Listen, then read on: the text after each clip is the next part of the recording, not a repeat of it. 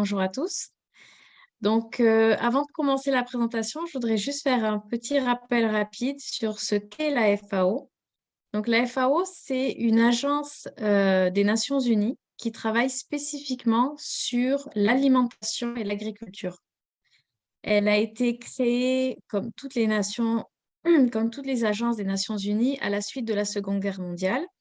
Et son principal mandat, son principal objectif est d'éradiquer la faim dans le monde.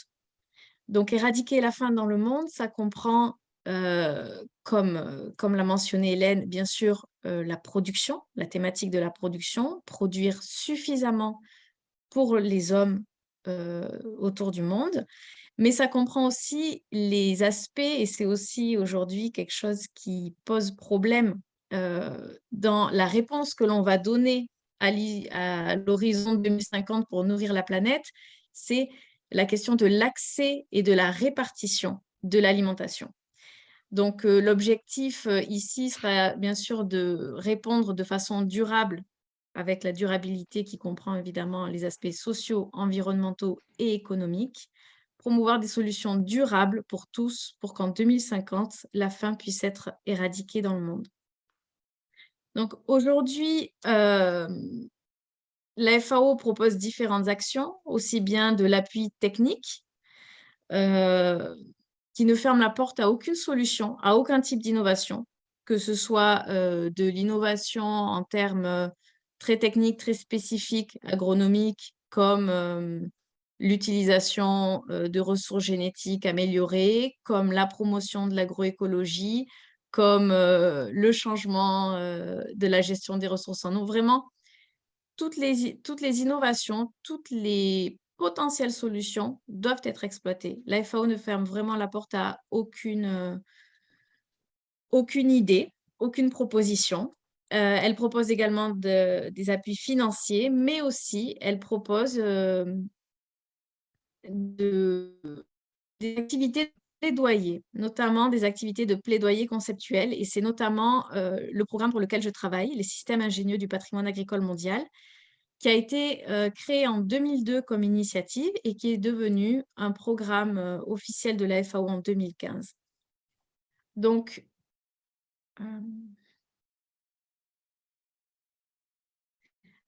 que sont les CIPAM? Donc, peut-être que la définition a l'air un petit peu compliquée comme ça, mais on va la lire ensemble et au fur et à mesure de la présentation, je pense que les concepts seront éclaircis. Donc, ce sont des systèmes agricoles qui sont caractérisés par une agrobiodiversité remarquable, des savoirs traditionnels, des cultures et des paysages inestimables qui sont gérés de façon durable par les communautés locales de façon à soutenir leurs moyens de subsistance et leur sécurité alimentaire. Donc, pourquoi avoir créé un tel programme? Pourquoi la FAO s'est-elle lancée dans le patrimoine? Parce qu'il fallait faire face, enfin, c'est parti du constat, comme l'a présenté Hélène, de différents constats. Donc, on a la thématique de la production alimentaire. On a la thématique, le défi de produire plus et pour tous. On a aussi le défi de l'usage de l'eau et des ressources naturelles, que ce soit en termes de partage de l'usage, des droits et aussi évidemment des pollutions, de la conservation de la ressource. On a aussi une thématique très importante, c'est l'exode rural, qui évidemment va impacter aussi bien la gestion des ressources naturelles que la production alimentaire et l'explosion démographique dans le monde. On a aussi la thématique des catastrophes naturelles liées notamment au changement climatique, des catastrophes naturelles de tout type, que ce soit de l'excès d'eau ou du manque d'eau par exemple, et tout ce qui peut en découler comme l'érosion, comme la pollution, etc. Ensuite, on a la sécurité alimentaire donc pour les communautés rurales qui sont excessivement touchées. Et enfin, les changements rapides et l'environnement auxquels doivent faire face les communautés rurales et les systèmes agricoles. C'est-à-dire qu'on a des systèmes industriels qui explosent, qui produisent énormément, des changements environnementaux très rapides, avec un impact très très fort. Et au milieu, on a ces systèmes traditionnels qui doivent trouver des solutions pour rester compétitifs, pour continuer à exister, pour continuer à offrir les services, les biens et services qu'ils ont, qu'ils ont développés au cours des siècles passés. Donc, le programme CIPAM est un programme qui vise principalement à identifier ces systèmes autour du monde, à les protéger, à les valoriser, à s'en inspirer et à les répliquer ailleurs dans le monde. Pourquoi ce programme et en quoi cela peut-il être innovant au final de regarder un petit peu vers le passé, un petit peu sur ce qui est fait, un petit peu sur ce qui est traditionnel. Donc le premier point en termes d'innovation ici est de changer la vision, de réaffirmer la richesse et le potentiel que représente la tradition. Alors, la tradition, c'est un mot qui est un petit peu trop utilisé parfois pour qu'on puisse bien mesurer ce à quoi ça se réfère. Ici, on se réfère principalement au savoir technique agricole, au savoir-faire, aux pratiques, aux outils et aussi évidemment à la gestion des ressources naturelles. Donc, au final, après, avec la Révolution verte, on a eu tendance à dévaloriser le savoir rural et le savoir de ces communautés locales, alors qu'aujourd'hui, on se rend bien compte de l'utilité que le savoir, la capacité d'observation et d'adaptation de ces communautés, combien peuvent être importantes, non seulement pour produire plus, je ne sais pas, mais pour produire durablement, et aussi pour répondre aux thématiques de l'exode rural et d'une vie décente des communautés rurales.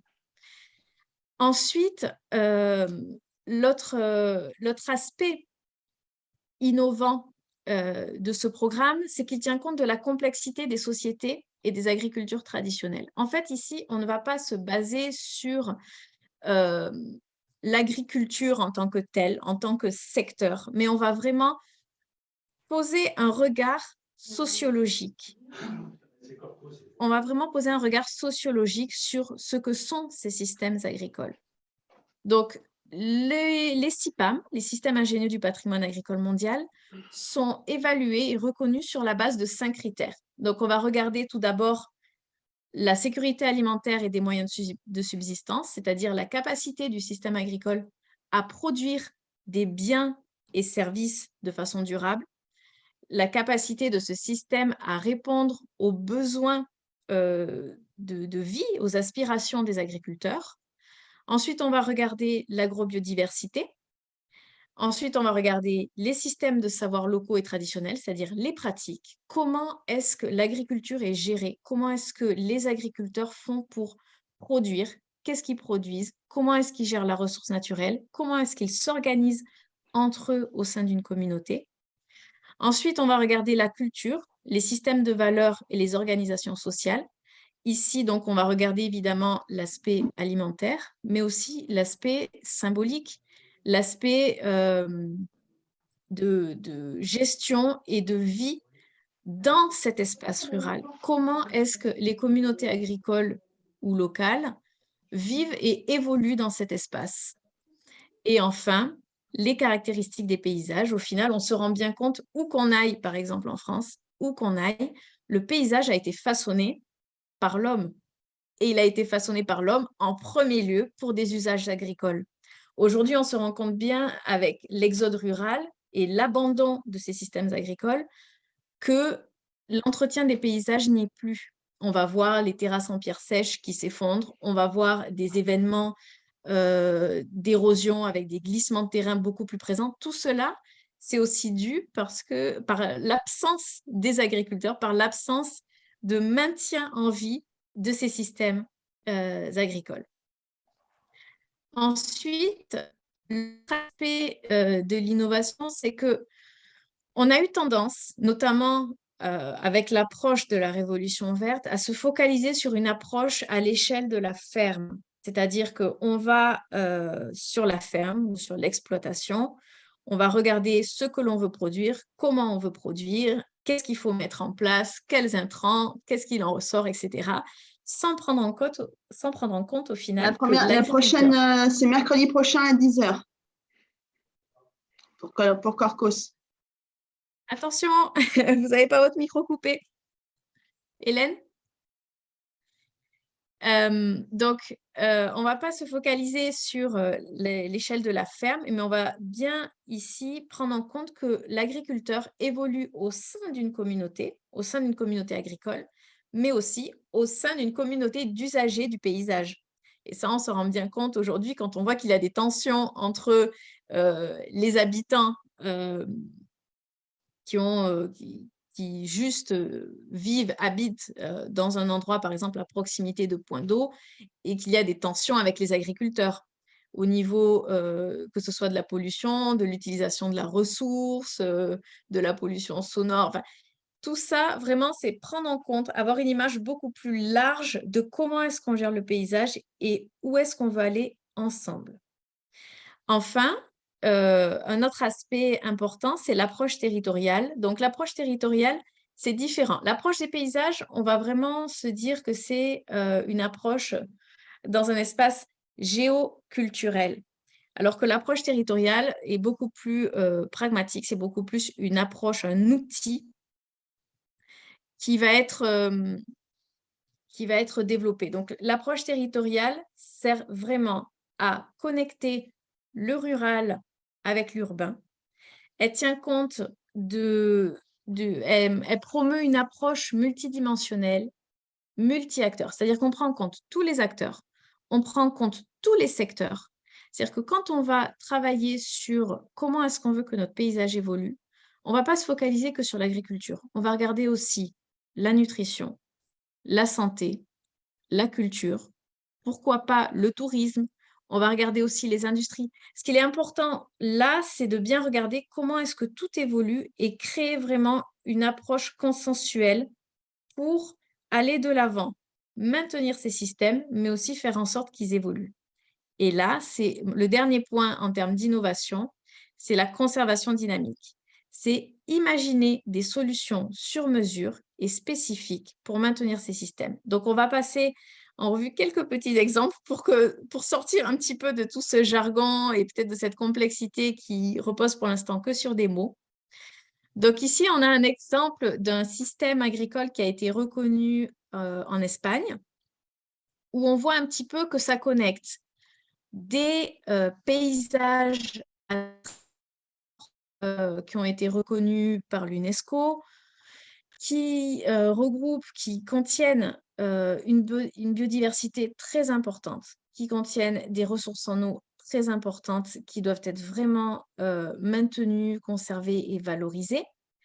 C'est un territoire également où il y a des produits agricoles à haute valeur ajoutée ça serait l'équivalent un petit peu des indications géographiques. Donc, on a vraiment des produits de terroir spécifiques très importants qui sont produits au sein de ce territoire.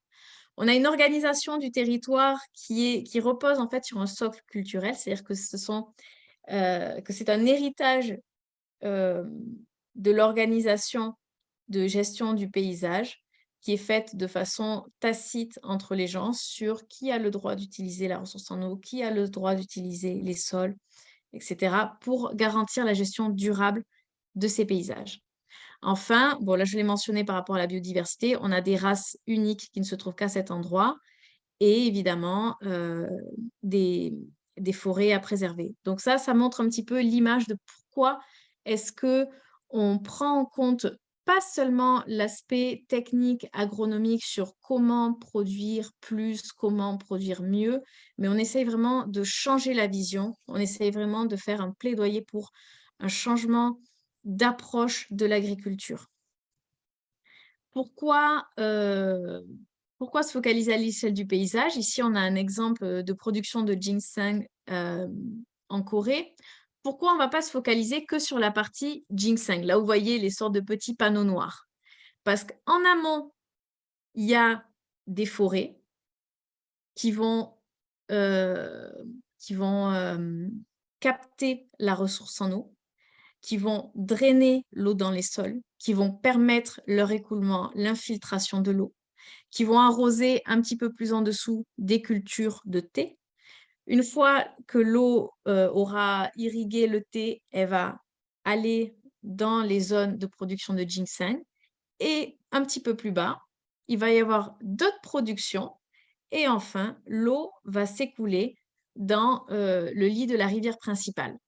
Donc ça, c'est vraiment une image pour montrer qu'on ne peut pas se focaliser sur des fermes qui produisent du ginseng si on tient compte que les ressources naturelles et que les interactions ont lieu partout dans le paysage. Donc on ne peut plus, pour nous, au sein du programme, se focaliser que sur cette approche-là. Et évidemment, sur la partie droite, on voit que dans ces paysages-là, il y a un potentiel culturel, un potentiel humain et touristique à valoriser également. Et c'est ce qui fait la valeur de ces systèmes du patrimoine agricole mondial, quand on voit qu'il y a des temples, il y a des anciennes constructions qui sont aujourd'hui encore en activité, il y a l'habitat, il y a tout ce qui est patrimoine immatériel comme la cuisine, comme les festivités, comme les organisations sociales qui sont à valoriser, qui font partie intégrante de ces paysages. Là aussi, encore une fois, c'est un exemple un petit peu plus concret que je voulais donner. Ça, c'est un système de pisciculture au Japon, mais dans un lac. Mais au-dessus du lac, le lac est entouré de rizières. Donc, si il y a un excès de pesticides dans ces rizières, ça va s'écouler dans le lac et donc il ne pourrait pas y avoir, ça ne pourra pas garantir la survie des poissons. Donc en fait, là encore, on ne va pas travailler qu'avec les riziculteurs, on ne va pas travailler qu'avec les pêcheurs, on va travailler vraiment avec tout le monde ensemble. En numéro 9, il y a évidemment toute la partie transformation. En numéro 1, il y a la partie sylviculture qui est très importante aussi, encore une fois, pour tout ce qui est eau. En numéro 10, on va avoir la vie avec tout l'aspect culturel et patrimonial du système. Donc voilà, c'était quelques petits exemples concrets d'approche par le paysage pour que vous puissiez avoir une idée un petit peu plus précise. Rapidement, quelques pratiques agriculturelles du coup uniques autour du monde qui peuvent être intéressantes, notamment dans un contexte de changement climatique. On va avoir les jardins flottants au Bangladesh, où en fait, d'une espèce invasive qui est la jacinthe d'eau, qui est récoltée, elle est mise en place en forme, pour former un lit qui va flotter. Et en fait, sur ces lits flottants, par la dégradation naturelle de matière organique qui va être apportée, ça va créer du terreau et on va y planter dessus. Donc, dans un pays où la moitié des terres sont vouées à disparaître avec la montée des eaux et qui déjà aujourd'hui connaît des moussons et des inondations extrêmement fortes, extrêmement violentes, c'est un exemple de réponse qui peut être donné en termes d'innovation technique. C'est-à-dire que quand je dis que le patrimoine agricole mondial cherche à protéger ces systèmes et qu'il cherche également à s'en inspirer et à répliquer ses savoirs, aujourd'hui, ces jardins flottants du Bangladesh, la technique, on essaye de la répliquer dans d'autres endroits du monde où la thématique de l'inondation commence à se faire de plus en plus menaçante et de plus en plus répétée. Les systèmes en Ramli, en Tunisie, juste à côté, ici, c'est un système qui se situe dans un lagon où en fait les agriculteurs cultivent non seulement sur du sable, sans irrigation, mais en plus sans aucun intrant, comment dire, électricité ou eau de pompage, etc. Comment est-ce possible? En fait, dans la zone de lagon, c'est la rencontre entre l'eau salée et l'eau douce. Ça crée deux phases, c'est-à-dire qu'on a une fine lamelle d'eau douce qui est sur l'eau salée. Et avec la variation de montée et de descente des eaux qu'il y a dans le lagon, ça irrigue de façon naturelle toute une série de cultures. C'est-à-dire qu'ils produisent énormément de pommes de terre, qui est très gourmande en eau, sans irriguer, sans pomper de l'eau où que ce soit. Et pourtant, c'est possible dans du sable qui est au final un sol relativement inerte. On a les terrasses en Chine, où la façon de gérer au niveau du paysage avec les forêts, les terrasses en pierre sèche et la culture de riz permettent de tamponner les écarts de température. Donc, il y a eu, notamment aussi en 2022, mais aussi en 2012, des sécheresses extrêmement violentes, extrêmement fortes. Et à comparaison entre les systèmes traditionnels et les systèmes un peu plus intensifs qui ne reposaient plus sur cette gestion du paysage, les terrasses traditionnelles ont beaucoup mieux accusé le coût des sécheresses que les systèmes non traditionnels. Enfin, bon, je vais raccourcir sur la partie des exemples. Aujourd'hui, on a 67 systèmes du patrimoine agricole mondial reconnus autour du monde, principalement en Asie et Pacifique. Pourquoi? Parce qu'en fait, c'est l'approche paysage, c'est une approche qui parle beaucoup plus aux pays asiatiques aujourd'hui et qu'ils ont aussi été prêts à investir massivement pour développer ce système. Et, mais évidemment, on sait que ces systèmes existent partout ailleurs dans le monde, mais il faut qu'il y ait une volonté politique derrière. Enfin, pour la partie de la conservation dynamique, et ça, je vais terminer là-dessus, la conservation dynamique, on pourrait croire que ce sont deux mots antagonistes, parce qu'on va parler de conservation, au final, conservation du savoir traditionnel, conservation de l'identité, mais on va chercher surtout pas à mettre sous cloche ces systèmes parce qu'il n'y a aucun avantage. Non seulement parce que l'environnement évolue, donc l'agriculture doit évoluer, les agriculteurs doivent évoluer avec, ils doivent aussi s'adapter, c'est-à-dire répondre aux nouveaux enjeux du changement climatique, de la compétition économique, de la qualité de la production, des pollutions, etc. Donc, on va proposer quelque chose de dynamique. Dynamique, c'est-à-dire qu'on va mettre en place différentes activités et c'est là où on cherche un petit peu à se positionner dans une démarche innovante comparée aux réserves naturelles où on ne doit rien toucher ou à certains systèmes UNESCO où on ne doit absolument rien toucher. Ici, on est dans des processus et dans des systèmes vivants. Donc, quel type d'activité est-ce qu'on peut développer? On peut développer, tout d'abord, ça va passer par des politiques de soutien à ces systèmes. Ça va être de la restauration d'écosystèmes, de la restauration de zones dégradées. On va être aussi sur promouvoir des partenariats publics-privés, parce que c'est ça aussi qui est intéressant. C'est développer et innover en termes d'acteurs impliqués. On va aussi parler de développement de réseaux, c'est-à-dire partager l'innovation, comme je le disais tout à l'heure, partager les pratiques, partager les approches et les compréhensions. Ensuite, on aura bien sûr du transfert technique et de savoir, de la valorisation produit avec des labels et pourquoi pas du tourisme culinaire, du tourisme agricole, c'est-à-dire inviter les gens dans ces systèmes à venir découvrir le patrimoine alimentaire et agricole. Et enfin, évidemment, communiquer, communiquer, communiquer, c'est-à-dire changer la vision que l'on a de ces systèmes, sensibiliser les gens sur ce qui existe, sensibiliser les gens sur l'impact que leur consommation peut avoir et sur le fait qu'il faille vivre au final tous ensemble sur cette planète pour produire mieux, pour produire bien et surtout pour assurer une certaine éthique et une certaine solidarité entre tous. Je vous remercie pour votre attention. Merci beaucoup, Aurélie. Possibilité d'une question, vu le timing. Est-ce que vous avez une question à poser à Aurélie? La première est toujours la plus difficile.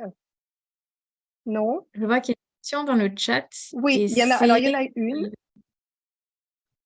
Quel est le territoire en Espagne? Ouais. Ce sont les montagnes de Léon.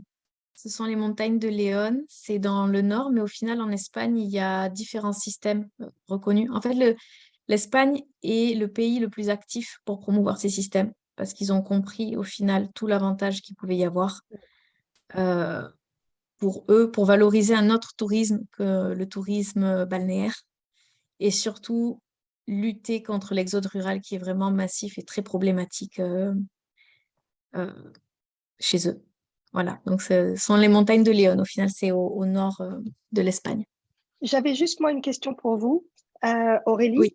Quels vont être les impacts à très court terme de ce passage à cette adaptation pour qu'on puisse le diffuser partout et on sait bien qu'au final, il y aura des résultats positifs, mais quel va être cet impact et ses conséquences sur du court terme? Alors, le premier impact, c'est déjà faire prendre conscience aux agriculteurs de la valeur qu'ils ont et qui ne sont pas obligés forcément de changer radicalement de système et d'approche pour produire bien et pour exister au final dans le tissu économique. Donc, communiquer au sein des agriculteurs et aussi communiquer au sein du consommateur qui sera forcément plus enclin à soutenir ces produits, qu'ils soient labellisés ou non. L'autre impact, évidemment, c'est un soutien accru du gouvernement pour faire en sorte de soutenir les agriculteurs, mais aussi de mieux tenir compte de toutes les interactions qu'il y a au sein du paysage. Ça peut passer, évidemment, comme j'ai dit, par des politiques publiques adaptées. Et c'est ce qui s'est passé notamment dans certains pays au Maghreb où il y a eu arrêt de pompage excessif dans des nappes phréatiques pour les oasis, qui est vraiment hyper problématique. Donc, le pays s'est engagé. Si on veut maintenir ce système, on arrête des choses qui peuvent paraître aberrantes. On arrête de pomper dans les nappes phréatiques dans le désert pour cultiver des pommes de terre. Et on soutient des systèmes qui, au final, sont beaucoup plus résilients, qui sont beaucoup plus durables et qui garantissent la sécurité alimentaire des communautés rurales et, lorsque ça produit bien, au-delà de la communauté rurale grâce à la vente du surplus. Donc, c'est vraiment un changement d'approche qui peut impacter directement l'agriculteur, qui peut impacter les politiques publiques et évidemment le consommateur. Gauthier, vous avez une question très rapidement parce qu'il faut qu'on enchaîne. Ouais, très rapide. Merci beaucoup pour la présentation. De ce que je comprends, dans l'approche par le paysage, il y a aussi un phénomène de polyculture qui rentre en compte. Enfin, on sort de la monoculture un peu traditionnelle. Et moi, je me demandais quels sont les efforts de la FAO pour essayer de préparer en fait les marchés ou les débouchés économiques, ou en amont ou en aval, de cette approche plus traditionnelle. Enfin, je m'explique. Si on fait des cultures intermédiaires entre je ne sais pas, pour régénérer les sols, de fait, il faut trouver des débouchés à ces cultures-là, et j'avais cru comprendre que c'était identifié comme un problème aujourd'hui. Et donc, comment on appréhende, en sortant, entre guillemets, de l'agriculteur, mais les débouchés économiques que cette approche par le paysage peut impliquer. D'accord. En fait, par exemple, au niveau de l'utilisation, par exemple, des intercultures, etc., vu qu'on est à une échelle de système, on va avoir une connexion accrue entre, que ce soit, enfin, je veux dire, c'est une connexion accrue entre les utilisateurs et les agriculteurs pour trouver de toute façon une utilisation à ce qui est produit. Après, au niveau de la valorisation, je ne sais pas si votre question concerne aussi la promotion via des filières qui peuvent parfois être vraiment très segmentées. Le type de label qui peuvent être promus, c'est un label paysage, c'est un label patrimoine agricole. C'est-à-dire que le produit, enfin, la démarche de valorisation ne va pas cibler spécifiquement un produit clé, un produit de niche, mais elle va cibler tout ce qui est produit au sein de ce système. Et c'est ça qui va faire la valeur ajoutée. C'est que c'est vrai qu'il y a des produits qui ne vont pas être forcément hyper intéressants pour un consommateur externe qui va cibler un produit de niche, mais le consommateur un peu plus sensibilisé sur ce que c'est patrimoine agricole mondial, quand il va voir que c'est issu de ce système, il va y être plus sensible. Après, quelque chose d'autre qu'il faut prendre en compte. C'est vrai qu'il y a du transfert technique, mais au final, ces systèmes du patrimoine agricole mondial sont des systèmes qui ont été hérités d'une évolution lente au fil des siècles. C'est-à-dire que rien ne se perd et tout est utilisé, tout est valorisé jusqu'à aujourd'hui. Que ce soit une réutilisation en interne pour différents postes de production ou que ce soit pour une valorisation externe.